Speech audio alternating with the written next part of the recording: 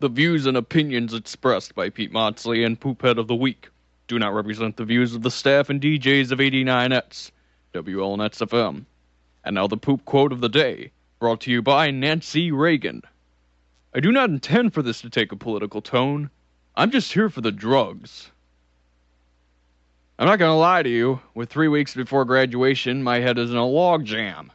It's the Great Collegiate Nerd Spin Cycle, a geology project due Tuesday, a 6-page paper for fiction class due in 2 weeks, final exam preparation in 2 weeks, some semblance of an idea as to just what the front door I'm going to do after I get out of Lincoln, and 3 more poop heads before the Potty Award in 2 weeks on this program, April 30th. But who's counting? Well, unfortunately, I have to. If I wasn't such a brainless blowhard when I was 15 years old and I made a timeline of when I went out with girls who probably grew up to be lechers or drunks, I would have never believed in the time-space continuum. But that story's for a book. This is radio. We don't allow that cold-hearted discrimination here. I don't want to get off on a separate rant here, but I always pride myself in attempting to find sarcasm and humor in the misfortunes of others. Anyone who hasn't grown up to learn how to laugh and make snide comments about someone else's physical or mental characteristics for the sake of cheap but witty fun just flat out did not learn how to grow up as a human.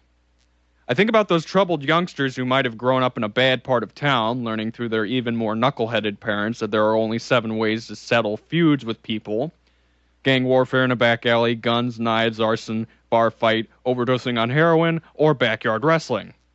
I hate to say that I know some who may need some common sense or philosophy in their lives, so they can at least have friends smarter than they are guide them to not getting their tushies kicked later in life. But then again, to force out a convoluted redneck theory I have on romance, you can always tell how affectionate or how stable-headed a person is by looking at the gap in their mother's teeth. Just to clarify, for those of you that know me personally, I've never used this theory. I don't really believe in it. I just wanted to pose a question for the sake of sociology and to see how many British people found it funny. Besides, Heather and her mom are exceptionally lovely women. That's not sucking up. They are 100 times far better and beyond than the stooges I've seen in both genders who need a heavy bag of Proactive. Getting back to my original point about finding humor in others' pain, it doesn't matter if the humor is clean. Between friends, it surely isn't close to clean. We all have filthy minds, admittedly. There's a difference when it comes to your enemies or those you are and aren't fond with. With the increasing political correctness going on today, anything you say to make fun of someone could be used against you in a court of law.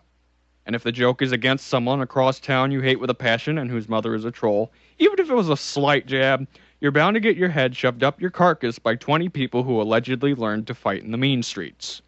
Controlling the playground. Respect through fear. Worth a chuckle as the name of a children's instructional video. Not so funny when that first grade bully turns into a convicted serial killer.